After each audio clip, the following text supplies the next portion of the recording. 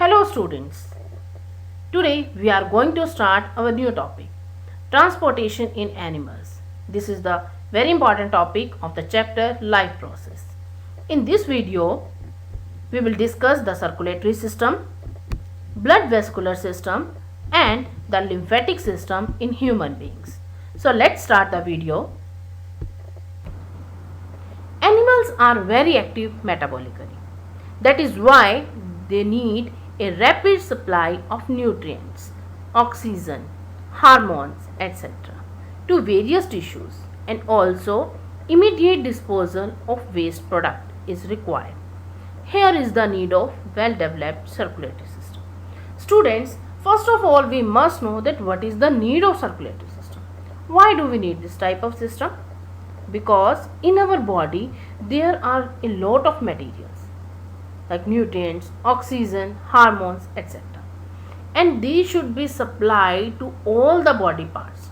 जितने भी हमारी बॉडी के अंदर न्यूट्रिएंट्स हैं, हम फूड लेते हैं from the mouth, but that is needed by all the body parts. So how that food reaches to all the body parts of our body? Through the blood. Blood के साथ mix up होके वो circulate करता है.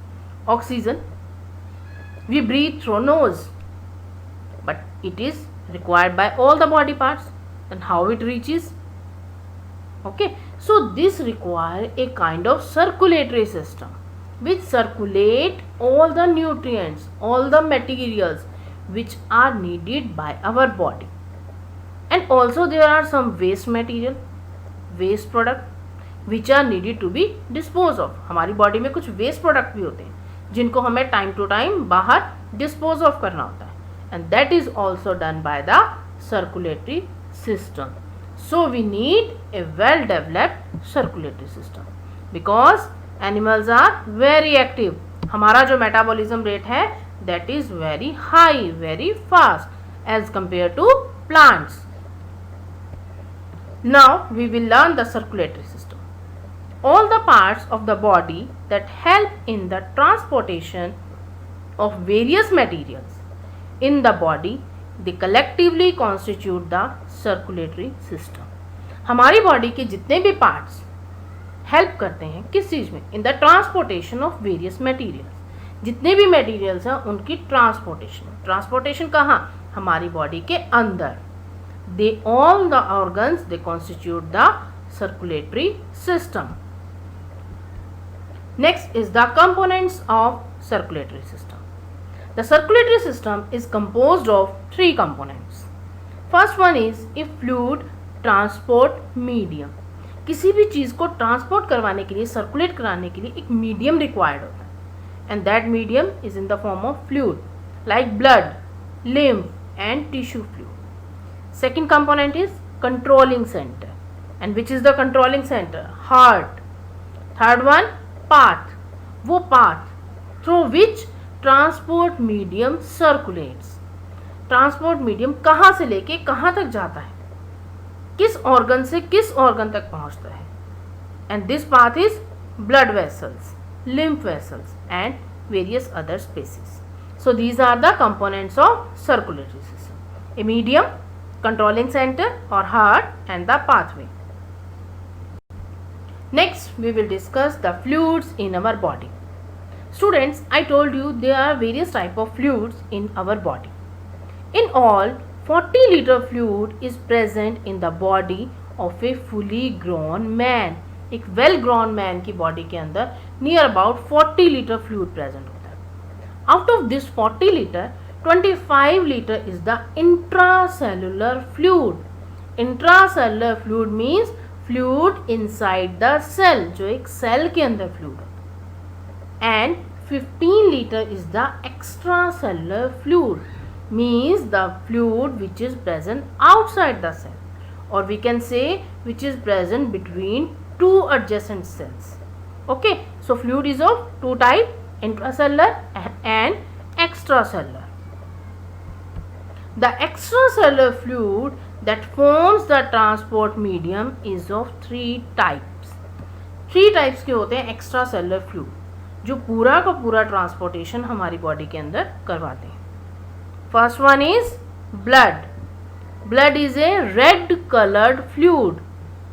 Second one, lymph. Lymph is a faint yellow colored fluid. And third one is tissue fluid. It is colorless fluid. So these three types of fluid are the extracellular fluid. Now we will discuss the blood vascular system in human beings. In human beings, there is closed circulatory system. This is closed because the blood flows in the vessels, in the veins, in the arteries, in the blood capillaries. So this is the closed circulatory system. Let's discuss the circulatory system in detail. Students, our circulatory system is composed of three components. First one is blood. Second, what we discuss is heart. And third one is blood vessels. Now we will learn them one by one. First component of our circulatory system is blood. The blood is the circulatory medium. Means this is the medium which helps in the circulation of the material like enzymes, hormones, food, nutrients, etc. So we can say that the blood is red colored fluid connective tissue. It is the fluid connective tissue because it connects the different organs of our body. It is saltish in taste. Taste कैसा होता है? Salt जैसा. Slightly alkaline. pH is 7.4. Very important. Remember the pH of blood, that is 7.4. And it is heavier than water. Means it is thicker than water. Students, here you can see that the blood is composed of two parts, plasma and blood corpuscles, also known as the blood cells.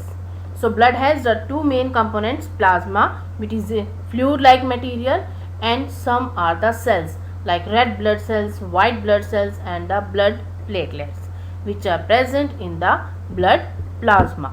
So this is the composition of blood. As I have told you that the blood is composed of two parts, plasma and blood cells. First we will discuss the plasma. Plasma is the pale yellow fluid part that form 55 to 58% of the total blood. पूरे blood का कितना part है ये? 55 to 58%. Means the other part is blood cells. Plasma is having 90 to 92% water. इसके अंदर 90 से लेके 92% तक वाटर है and 10% of the following different substances. 90% water, 10% और सब्सटेंसेस हैं like plasma proteins, various proteins like albumin, globulin and fibrinogen. Nutrients, glucose, amino acid, fatty acid and glycerol. Respiratory gases, oxygen, carbon dioxide. Excretory substances, ammonia, urea, uric acid, creatinine. These are the waste substances.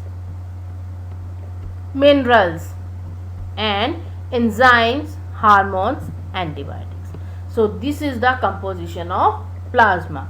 90% water and 10% of these substances. Now we will learn about the blood corpuscles. I have told you that there are three blood corpuscles: red blood corpuscles, white blood corpuscles and the blood platelets, which are present in the blood plasma. First one is red blood cells or RBCs or erythrocytes. Erythro means red color cells. White blood cells, WBC. This is also known as leukocytes. Blood platelets. This is also known as thrombocytes. Let's discuss them one by one. First one is red blood cells or RBC or erythrocytes. RBCs are small denucleated cells. Very important point. Denucleated cells in the mammalian blood. Means mammals के blood के अंदर जो RBCs होती हैं, they are denucleated. Means the nucleus is absent. These are red in color. Why they are red in color? Because of the presence of a respiratory pigment known as hemoglobin. HB. We always talk about HB and that HB is hemoglobin, and this hemoglobin has great affinity for oxygen, means it has the great combining capacity for oxygen, and it forms oxyhemoglobin when it combined with the oxygen. So what is the function of RBCs? Transportation of oxygen. Red blood cells help in the transportation of oxygen throughout the body. Next, the transportation of carbon dioxide. Carbon dioxide is also transported from the tissues so that it should come outside of the body. Next is the white blood cells, WBC or leukocytes.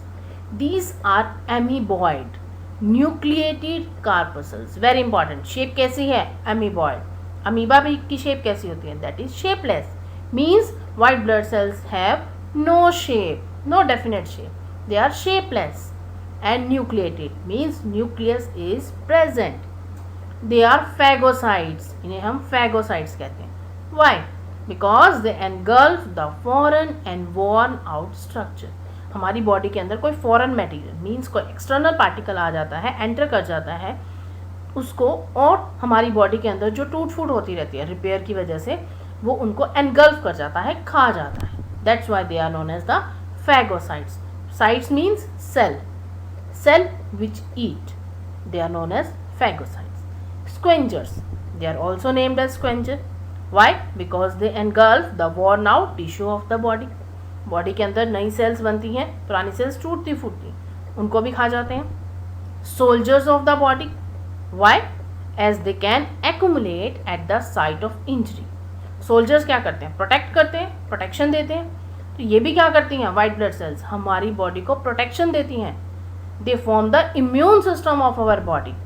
क्या करती हैं? जहाँ पर भी injury होती है, कोई problem होती है, there they accumulate and fight with the invading microorganisms. जो भी microorganisms हमारी बॉडी के अंदर एंटर करते हैं, they fight with that. ठीक है? So the function of white blood cells, defense of the body against disease. जितनी भी डिजीज हैं उनसे लड़ने में हमारी हेल्प करती हैं. Next is the blood platelets or thrombocytes. These are the smallest corpuscles of all the three types. तीन जो हमारी टाइप्स हैं, आरबीसी, डब्ल्यूबीसी एंड प्लेटलेट्स, उनमें से सबसे छोटी है. They are denucleated means nucleus is absent. Function of platelets. The blood platelets are responsible for clotting of blood at injuries. Very important. Blood clotting के लिए रिस्पॉन्सिबल है. Blood clotting क्या होता है? क्लॉटिंग का मतलब जमना, रुक जाना. स्टूडेंट्स, जब भी आपको चोट लगती है, ब्लड फ्लोज आउट, खून बहने लगता है, थोड़ी देर बाद वो ब्लड जो है वो जम जाता है, रुक जाता है ना. That is due to blood platelets. अगर हमारी बॉडी के अंदर ब्लड प्लेटलेट्स कम हो जाती हैं, खत्म होने लग जाती हैं, तो क्या होता है? आपको कहीं भी चोट लगी, कोई कहीं भी आपको इंजरी हुई है, तो आपका ब्लड जो है वो कॉन्टीन्यूसली फ्लो होता जाएगा. मीन्स वो रुकेगा नहीं. रुकेगा नहीं तो आपकी बॉडी के अंदर ब्लड की डेफिशिएंसी हो जाएगी. That's why blood platelets are very important because they help in the clotting of blood. Next part of our circulatory system is heart. This was all about the cells which are present in the blood circulatory system, or we can say blood. Now we will discuss the heart. And heart is the pumping machine. अब blood तो हमने पढ़ लिया, उस blood को circulate कौन करता है? The heart. Heart is a muscular pumping organ of the size of a fist. Heart क्या? एक muscular organ है, पंप करता है. पंप क्या करता है? आगे की तरफ सेंड करता है, फ्लो करता है.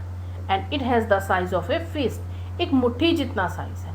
आप अपनी मुट्ठी बनाओ, उस जैसा शेप दिखती है हार्ट की. It is reddish brown organ. Colour कैसा है इसका? Reddish brown. In this picture you can see that how the heart look like. Next is the location and protection of heart. The heart of the man is present between the two lungs. Location कहाँ है इसकी? कहाँ located है? You can see in this picture. It is located in between the two lungs. It is enclosed in a bony cage. Bones की एक cage, पिंजरा बना होता है, in which it is enclosed, and that cage is formed of chest wall, ribs, backbone and breastbone. तो ये सब मिलके क्या करते हैं, हार्ट को प्रोटेक्ट करते हैं. The heart is covered by a two-layered sac known as pericardium. जो हार्ट है that is covered by a two-layered sac-like structure known as pericardium. Two layers है means outer and inner. In between these two layers of pericardium क्या present है वहाँ? A narrow space is present, and what we call that space? Pericardial space or pericardial cavity. And that cavity is full of the fluid called pericardial fluid. Next is the structure of heart. Human heart is 4 chambered, means इसके 4 chamber हैं, to upper to lower. It consists of 2 auricles and 2 ventricles. The upper 2 chambers are known as auricles. You can see in this picture that the upper chambers are labeled as left atrium or left auricle, right atrium or right auricle, and the lower 2 chambers are known as the ventricle. The atrium or auricle or ventricle which are present on the left side, they are labeled as left, which are present on the right side, they are labeled as right. First we will discuss the auricles, or we can say atria, and single one is atrium. Auricles are also known as the receiving chambers. They are receiving chamber because they receive the blood. The atria are a pair of thin walled chambers. क्योंकि इनको blood receive करना है, that's why they are thin walled. These are known as right and left atrium or auricle. जो left side में है that is left auricle और left atrium, जो right side में है that is right. The 2 thin-walled auricles are separated by a thin interauricular septum. 2 auricle है ना, left and right, तो वो दोनों एक दूसरे से सेपरेट कैसे हैं? बाय ए सेप्टम. 2 auricle के बीच में सेप्टम है, so it is interauricular septum. The right auricle receives the deoxygenated blood from the body by 2 large vessels. कौन सी वेसल्स हैं? Vena cava. जो राइट ऑरिकल है, जो राइट साइड में प्रेजेंट, वहाँ पर सारा का सारा डीऑक्सीजनेटेड ब्लड और we can say the impure blood that is collected. और वो कहाँ से आते हैं? हमारी बॉडी की सारी सेल्स से, जितने भी बॉडी पार्ट्स हैं वहाँ से deoxygenated blood that is collected in the right auricle by the vessels known as vena cava. The left auricle, it receives the oxygenated blood from lungs by 2 pair of pulmonary veins. और left auricle में कौन सा blood collect होता है? Oxygenated blood और pure blood which goes to the all the body parts. Next is the ventricles, and ventricles are the distributing chambers. ठीक है, because ventricle पूरी बॉडी में डिस्ट्रीब्यूट करते हैं ब्लड. ऑरिकल्स रिसीव करते हैं और वेंट्रिकल डिस्ट्रीब्यूट करते हैं. The 2 thick-walled ventricles are separated by a thick and oblique interventricular septum. Very important. Ventricles are thick-walled structure. Thick wall क्यों होती है? क्योंकि उन्हें ब्लड डिस्ट्रीब्यूट करना है. तो ब्लड डिस्ट्रीब्यूट करना है with the help of pressure. Pressure से ब्लड जो है वो फ्लो करता है. That's why their wall is thick. Because अगर वो वॉल थिक नहीं होगी तो इंजरी हो सकती है. ठीक है. And the 2 ventricles they are separated by interventricular septum. 2 ventricle के बीच में septum है ना, so it is interventricular septum. The left ventricle is larger. Left ventricle बड़ा होता है and its walls are thicker than right ventricle. The right ventricle supplies deoxygenated blood to lungs through pulmonary aorta. अभी मैंने आपको बताया कि जो right auricle था उसके अंदर डीऑक्सीजनेटेड ब्लड आता है.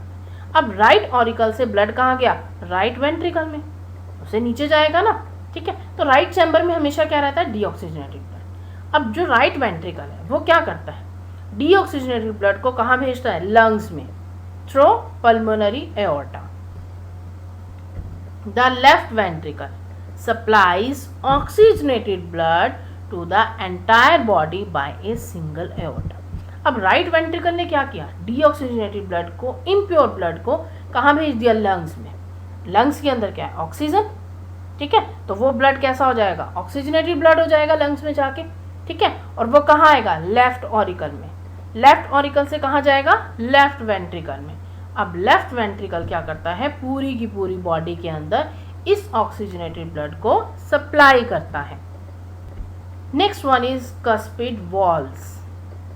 Each atrium opens into the ventricle of its side by an atrioventricular aperture which is guarded by a cuspid wall.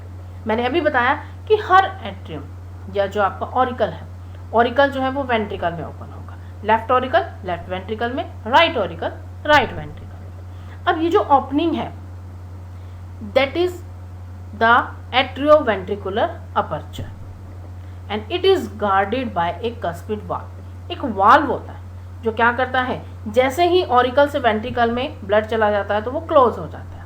Okay, so these walls are two. First one is bicuspid valve and second one is tricuspid valve. First is a bicuspid valve. It guards the left atrioventricular aperture. Means ये कहाँ present है, left side में, left auricle और left ventricle के बीच में. And it allows the blood to flow from left atrium to left ventricle. तो जो left side में वॉल है that is bicuspid valve. bicuspid 2. tricuspid valve ये कहाँ है, राइट साइड में. It guards the right atrioventricular aperture and it allows the blood from right atrium to right ventricle. तो हमारा जो bicuspid valve है that is present in the left side. tricuspid that is present in the right side of the heart. Next is the blood vessels. Very important. मैंने आपको बताया था blood vessels क्या है, they are the pathway. blood भी है, heart भी है. blood को ट्रांसपोर्ट करना है, heart ने ट्रांसपोर्ट करना है. ट्रांसपोर्टेशन होगी कैसे, मीडियम क्या होगा, किस तरह से, क्या पाथवे क्या होगा, रास्ता क्या होगा, that is the blood vessels. The blood vessels are highly branched tubes or channels through which blood circulates in the body. Blood vessels क्या है, they are like the tubes, channels, pipes and they are branched and they circulate the blood in the entire body. Blood vessels are of three types. First one is arteries, second one veins, third one capillaries. Now we will learn them one by one. First one is arteries. Arteries are also known as the distributing vessels. Arteries क्या करती हैं, blood को distribute करती हैं. That's why they are distributing vessels. These vessels carry the blood from heart to various body organs. ये vessels क्या करती हैं, distributing है ना, distribute करेंगी. तो distribute क्या करेंगी, heart से सारी body में. तो ये क्या करती हैं, they carry the blood from heart to the various body organs.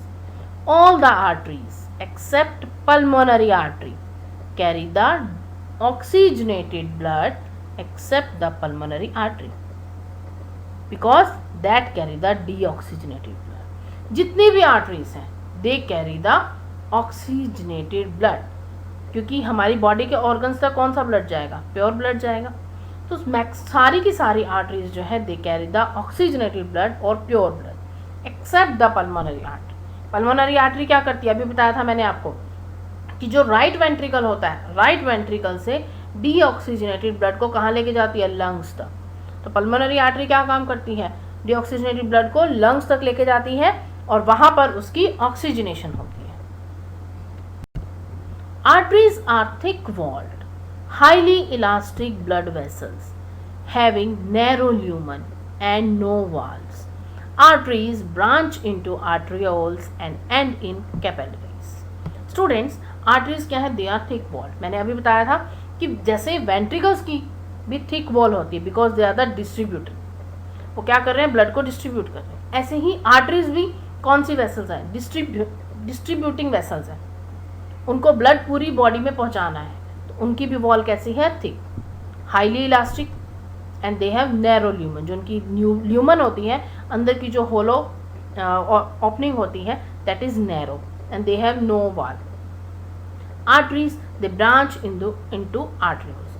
जो आर्टरीज होती हैं, हर आर्टरी आगे छोटी छोटी आर्टरियोल्स में डिवाइड हो जाती है और वो आर्टरियोल्स आगे फिर छोटी छोटी ब्रांचेस में डिवाइड हो जाती हैं, which is known as capillaries, and in these capillaries the blood flows.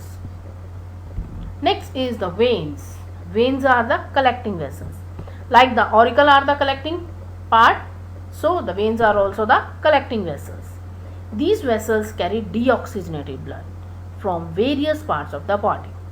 Collect करना है, collect क्या होगा? Deoxygenated blood, क्योंकि जितनी भी सेल्स है वहाँ क्या हो रहा है? रेस्पिरेशन हो रहा है, ब्रीदिंग हो रही है, एक्सचेंज ऑफ गैसेज हो रही है. एक्सचेंज ऑफ गैसेज में क्या? ऑक्सीजन एंटर कर रही है, कार्बन डाइऑक्साइड बाहर निकल रही है. अब वो जो कार्बन डाइऑक्साइड सेल से बाहर निकल रही है वो ब्लड के साथ कंबाइन कर जाती है और कहाँ आती है?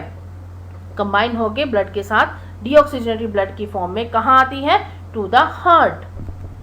सो जितनी भी वेन्स हैं they carry the deoxygenated blood except the pulmonary vein, it carry the oxygenated blood.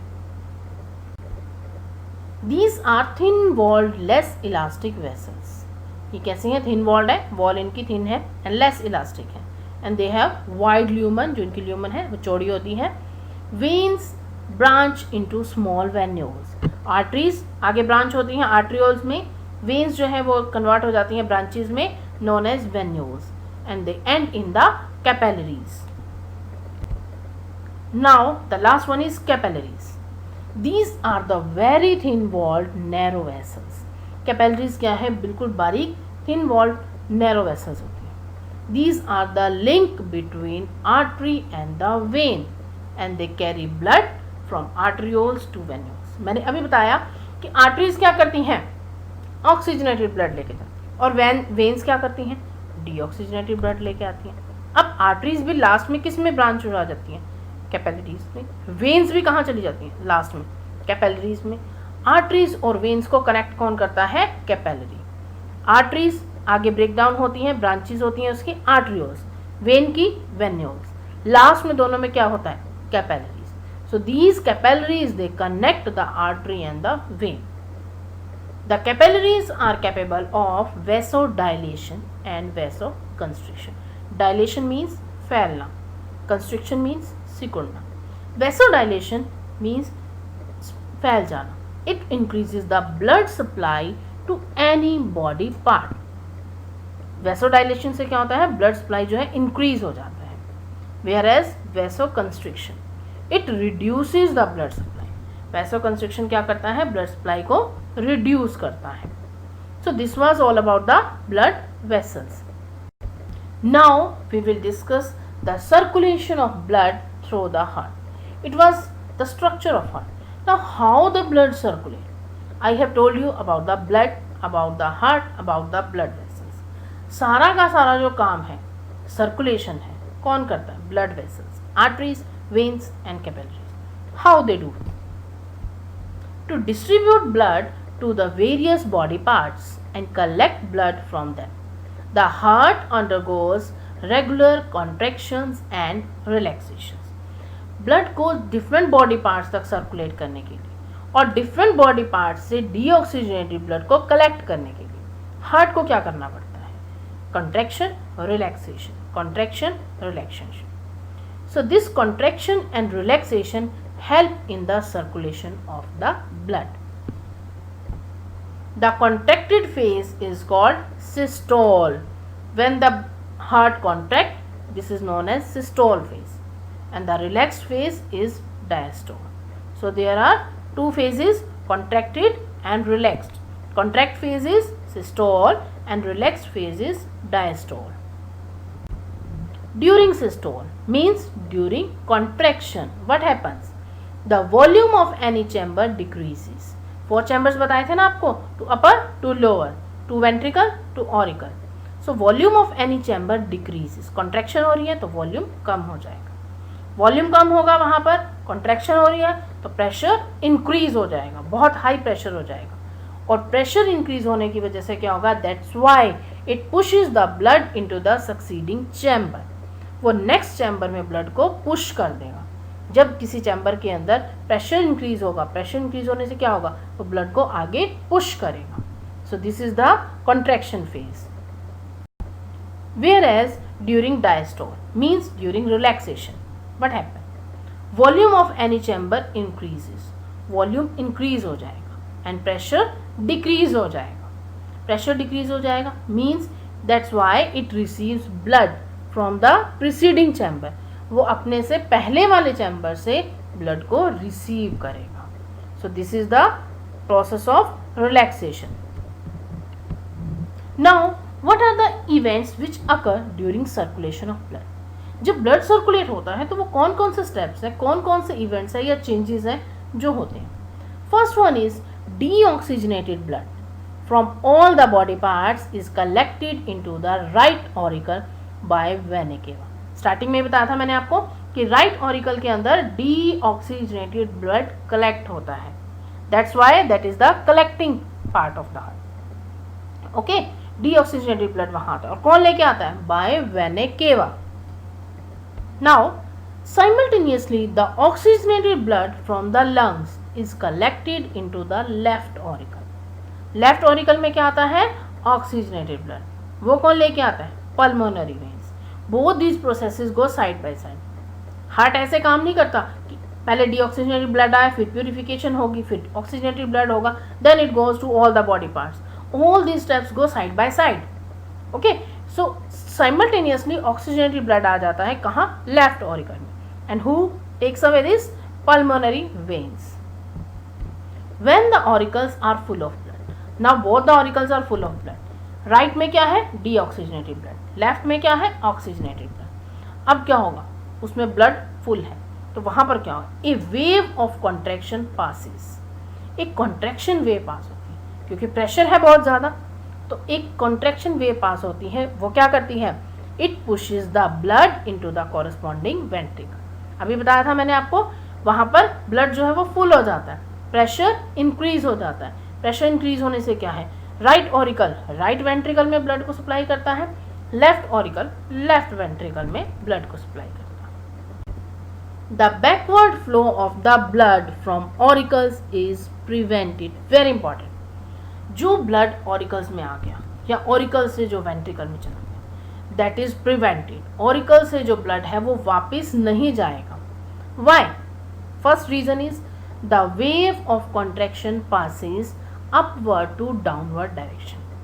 जो ऑरिकल के अंदर वेव ऑफ कॉन्ट्रैक्शन आती है वो अपवर्ड से डाउनवर्ड डायरेक्शन की तरफ जाती है. तो ब्लड कहाँ जाएगा? ऑरिकल से वेंट्रिकल जाएगा, ऑरिकल से वापस वेसल्स में नहीं जाएगा. ठीक है. Second reason is the opening of veins are provided with walls. जितनी भी वेन्स हैं उनकी जो ओपनिंग्स है वहाँ पर वॉल्स है. जैसे ही ब्लड उन वेन से ऑरिकल में आ जाता है, वहाँ कलेक्ट हो जाता है, वो जो वॉल्व है that is closed. That's why it does not return back. Third reason is the veins are always full of blood which offer resistance. मैंने अभी बताया कि ऐसा नहीं है कि फर्स्ट स्टेप होगा then second then third one. जो वेन्स है they are always full of blood, where they have the blood in them. So it offers the resistance to carry the extra blood from the auricle. Very important this point. So these are the three reasons which are responsible to prevent the backward flow of blood from the auricles. Next one is now the wave of contraction passes into the ventricle. मैंने आपको बताया कि wave of contraction कहाँ आ गई? Ventricles में आ गई, क्योंकि auricle से blood कहाँ आ गया? Ventricle में आ गया.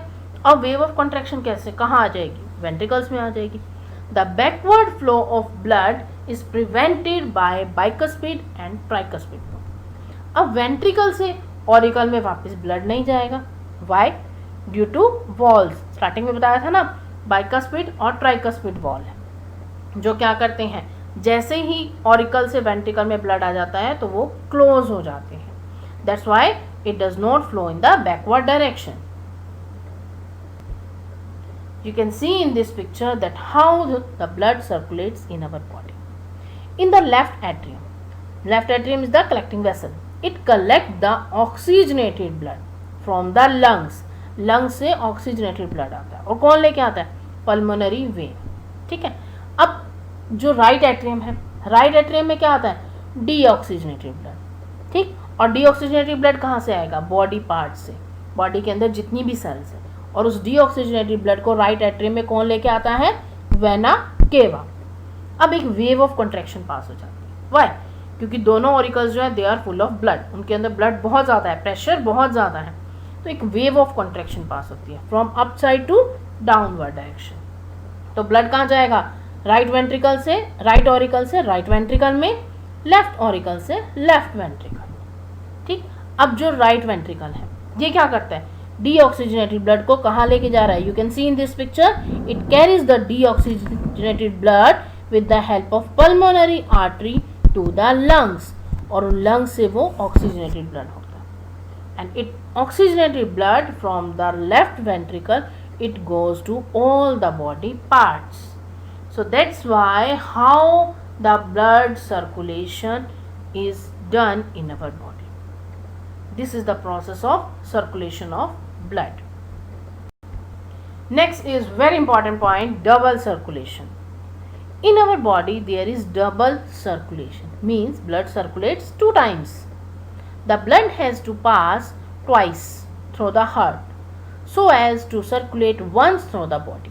बॉडी के अंदर एक बार सर्कुलेट करने के लिए ब्लड को 2 बार पास होना पड़ता है। अभी हमने बात की ना, एक बार डीऑक्सीजनेटेड एक बार ऑक्सीजनेटेड, तो 2 टाइम सर्कुलेशन हो रही है। So this is the double circulation. Okay, right side में क्या आता है, डीऑक्सीजनेटेड ब्लड, फिर वो कहाँ जाता है, राइट वेंट्रिकल से लंग्स में प्योर होने के लिए, ऑक्सीजनेटेड होने के लिए, फिर वो कहाँ आता है, लेफ्ट ऑरिकल में, लेफ्ट ऑरिकल से लेफ्ट वेंट्रिकल में, लेफ्ट वेंट्रिकल से पूरे बॉडी में। ठीक है, so this involves 2 type of circulation. It consists of 2 circulation. First one is pulmonary circulation. I told you in my video of respiration that animals, basically the mammals or human beings, they show the pulmonary respiration because they respire through the lungs. So pulmonary circulation, how you can remember, किस तरह से आप याद रख सकते हो pulmonary circulation, the circulation in which lungs are involved. और lungs किस लिए इन्वॉल्व होंगे, ब्लड की ऑक्सीजनेशन के लिए, ठीक है, उसको प्योर करने के लिए. So we can say the circulation of deoxygenated blood from the right ventricle to the left auricle through lungs. Deoxygenated blood कहाँ से चलेगा, राइट वेंट्रिकल से कहाँ जाएगा, लंग्स तक जाएगा, और फिर ऑक्सीजनेटेड ब्लड कहाँ जाएगा, लेफ्ट ऑरिकल में. This is the pulmonary circulation. Second is systemic circulation, system wise circulation of oxygenated blood. Oxygenated blood कहाँ कलेक्ट होगा, from the left ventricle. Left ventricle से कहाँ जाएगा, to the right auricle through various body parts. This is the systemic circulation. जो हमारा left ventricle है, left ventricle क्या करता है, different body parts, different body systems में ब्लड को लेके जाता है. So this is the systemic circulation. हमारी बॉडी के अंदर बहुत सारे बॉडी सिस्टम्स हैं, like respiratory system, excretory system, तो वहां तक जो ब्लड फ्लो होता है that is the systemic circulation. From this diagram it will be clear to you that how double circulation take place. From the right ventricle through the pulmonary arteries, the deoxygenated blood it goes to the lungs. And what happens in the lungs? Oxygenation of the blood. lungs में क्या होता है, deoxygenated blood जो है वो oxygenated blood में convert हो जाता है. Now from the lungs through the pulmonary veins, this oxygenated blood enters the left auricle. oxygenated blood कहाँ आता है, left auricle में. This is the pulmonary circulation. This part is pulmonary part. Now from the left auricle the oxygenated blood it goes to left ventricle. oxygenated blood कहाँ जाता है, left ventricle में. From the left ventricle the oxygenated blood through the main aorta or main artery it goes to the different body parts. left ventricle से सारे body parts में जितने भी body system है हमारे, मैंने अभी बताया आपको, सर्कुलेटरी सिस्टम है, रेस्पिरेटरी सिस्टम है, एक्सक्रीटरी, डाइजेस्टिव, जितने भी सिस्टम है हमारी बॉडी के अंदर, वहाँ तक लेफ्ट वेंट्रिकल से ऑक्सीजनेटेड ब्लड जाता है. From the body parts the vena cava it brings the deoxygenated blood to the right auricle. अब बॉडी पार्ट्स तक ऑक्सीजनेटेड ब्लड चला गया, ऑक्सीजनेटेड ब्लड छोड़ने के बाद वेना केवा क्या करती है, वहाँ से डीऑक्सीजनेटेड ब्लड ले आती है और कहाँ पर कलेक्ट करती है, राइट ऑरिकल में। राइट ऑरिकल से फिर कहाँ जाता है ये, राइट वेंट्रिकल में। Again the process starts. So this double part, this double step, first step is pulmonary circulation, second is systemic circulation. It constitute the one circulation cycle. तो एक टाइम ब्लड को फ्लो करने के लिए बहुत these parts को, these type of circulation को follow करना पड़ता है. That's why this circulation is double circulation. Next we will discuss the heartbeat and cardiac cycle. आपको पता है कि हार्ट क्या है, it is a muscular pumping organ, so it beats. Working of heart includes rhythmic contraction and relaxation of auricles and ventricles. Heart के जो 4 chamber है, right auricle, right ventricle, left auricle, left ventricle, उनके अंदर contraction and relaxation होती रहती है. The contraction phase is systole and the relaxation phase is diastole. Means when the heart contract, we say it is systole phase. When the heart relaxed, then it is diastole phase. A heart includes one systole followed by one diastole. जो एक heart beat है उसके अंदर one systole means complete heart का one systole and complete heart का one diastole. That constitute the one heartbeat. The time taken by one systole followed by immediate diastole of the heart is called heartbeat. एक systole के लिए जो time लगता है plus एक diastole के लिए जो टाइम लगता है इमीडिएटली मीन्स उसके बाद कॉन्ट्रैक्शन रिलैक्सेशन, कॉन्ट्रैक्शन रिलैक्सेशन. तो एक कॉन्ट्रैक्शन और एक रिलैक्सेशन को मिला के क्या बनता है, एक heartbeat. The sequence of atrial and ventricular events. ये जो atrial और ventricular events जो हमने स्टार्टिंग में डिस्कस किए थे, occurring once during each complete heartbeat is termed as cardiac cycle. Atrial और ventricular के जो events है, left right, left auricle left ventricle, right auricle right ventricle, तो उनमें जो events होते हैं that complete the one heartbeat, that is termed as cardiac cycle. The total duration of a cardiac cycle is 0.8 seconds and the heart beats 72 times per minute. एक cardiac cycle का total duration क्या है, 0.8 second. कितना छोटा time. And heart, हमारा heart जो है एक मिनट में 72 टाइम्स बीट करता है. You can see the cardiac cycle. The lower part is, the half part is complete cardiac diastole and the upper half is complete cardiac systole. और cardiac systole में क्या है, 0.1 सेकेंड का atrial systole और 0.3 second का ventricular systole. Means जो ventricles हैं they contract for the large time duration. ठीक है. So this is the one complete cardiac cycle, systole and diastole. Next is the blood pressure. Pressure exerted by the blood. Blood pressure is the pressure exerted by the blood discharges due to contraction of left ventricle on the wall of the blood vessels. हमने starting में पढ़ा था कि left ventricle that supplies the blood to all the body parts. Means जो left ventricle है वो contract करता है जब वो ब्लड को ब्लड वेसल्स में भेजता है. It is known as blood pressure. The blood pressure is measured as systolic pressure. Systolic pressure, systole means contraction.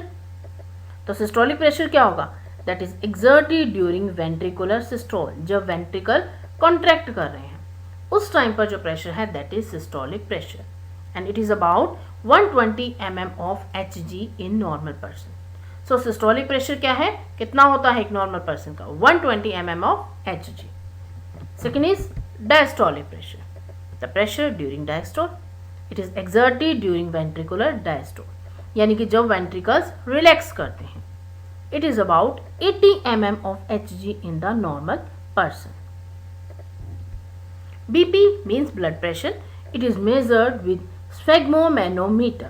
This is the sphygmomanometer which measure the blood pressure. Next is the hypertension. Hyper means ज़्यादा, tension means जब tension होती है. The blood pressure above 120 to 130 mm of Hg। अभी हमने बात की थी systolic pressure and diastolic pressure. Systolic pressure maximum कितना है 120। तो अगर ब्लड प्रेशर 120 और 130 से ज़्यादा हो जाता है that is high blood pressure और we can say hypertension. It is caused mainly due to the narrowing of atrial lumen. जो एट्रियल ल्यूमन होते हैं, आर्टरीज की जो ल्यूमन होती है, जो पाइप होती है, वो जब नैरो हो जाती है, कॉन्ट्रैक्ट हो जाती है, उस टाइम पर टेंशन हो जाती है, हाइपर टेंशन। ठीक है, you can see in this first picture there is no hypertension, heart is pumping the blood normally, normal flow हो रहा है सभी वेसल्स के through, but in the second part it is hypertension heart, the heart is pumping hard, जो blood है वो बड़ी मुश्किल से फ्लो हो रहा है वेसल्स के थ्रू। So this is the situation of hypertension. Very high blood pressure can lead to the rupture of capillaries और even arteries causing internal bleeding.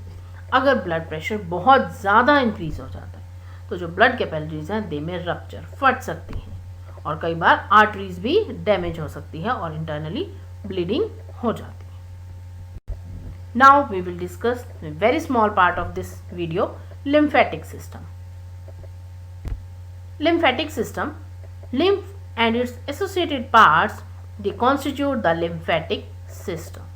It consists of 4 parts: lymph, lymph capillaries, lymph vessels and lymph nodes. These 4 parts they constitute the lymphatic system. First one is lymph. Lymph is the colorless fluid connective tissue. Colorless fluid है, blood is red, it is colorless fluid. Composition of lymph is like of blood. Blood की तरह ही same है इसकी composition, blood plasma की तरह, but सिर्फ difference क्या है, अगर हम ब्लड प्लाज्मा में से प्लाज्मा प्रोटीन्स को निकाल दें, means blood plasma minus plasma protein, it constitute the lymph. It act as a middleman for the exchange of various materials between the blood and the body tissue. Very important, lymph क्या है, it is a middleman. किसके बीच में middleman है, blood and the body tissues. blood से body tissues तक जो various materials हैं, nutrients हैं, उनका exchange करता है. So it is the middleman. Second is lymph capillaries. These are interwoven with the blood capillaries. blood capillaries के साथ ही ये interwoven होती हैं, उनके साथ ही जुड़ी हुई होती हैं. lymph flows into them. lymph capillaries में क्या flow करता है, lymph. blood capillaries में blood flow करता है, lymph capillaries में lymph. lymph vessels. lymph capillaries join to form lymph vessels. बहुत सारी lymph capillaries मिलके क्या बनाती है, एक lymph vessels बनाती हैं. Next part is lymph nodes. Throughout the course of lymph vessels at intervals are present bead-like swellings called lymph nodes. जो lymph vessels होते हैं उनमें बीच बीच में कुछ bead-like swellings होती हैं, उन swellings को हम क्या कहते हैं, lymph nodes. And these nodes they contain the lymphocytes, plasma cells and macrophages. What the macrophages do? They engulf the microorganisms and foreign particles from the lymph. lymph के अंदर कोई foreign particles enter कर जाते हैं या microorganisms या virus, bacteria, if they enter the lymph, then these macrophages engulf them. Next is the function of lymph. It acts as middleman. ये middleman है, मैंने आपको starting में बताया था, middleman between body tissues and the blood. It carries lymphocytes and antibodies. It forms our immune system because it contains the antibodies. It destroys the microorganisms and protects us. Spleen act as the lymphatic organ. Spleen जो है, it is a lymphatic organ and it act as blood bank and graveyard of the RBC. It is known as our blood bank क्योंकि यहाँ पर blood store होता है and it is also known as the graveyard of RBCs. RBCs जो है वो यहाँ बनती हैं. So lymph is the, spleen is the lymphatic organ which act as the blood bank or graveyard of RBC. Well student, this was all about the process of transportation in animals. In this video we discussed a lot about the human circulatory system as well as the lymphatic system. I hope this is clear to you. So please like the video and share the video. Thank you students. If you have any doubt, then you can ask in the comment section below. If you like this video, then please like and share it and subscribe to the channel for more such videos.